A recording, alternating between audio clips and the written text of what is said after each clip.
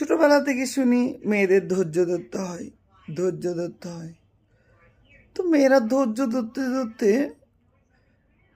ধৈর্য ধরলেও অত্যাচারিত হয়, না ধরলেও অত্যাচারিত হয়।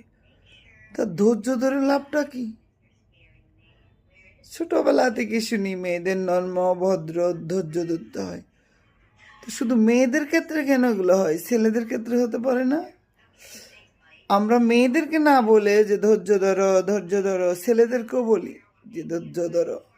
ছেলেদেরকে না বলে ছেলেরা মেয়েদেরকে বউদেরকে এত অত্যাচার করে। ওদেরকে যদি আমাদের মতো বলতো যে ধৈর্য ধরো, এটা করো ওইটা করো, এগুলো যদি শিখাইতো, তাহলে আর একটা মানুষও এরকম ছেলে হোক মেয়ে হোক নির্যাতিত হতো না।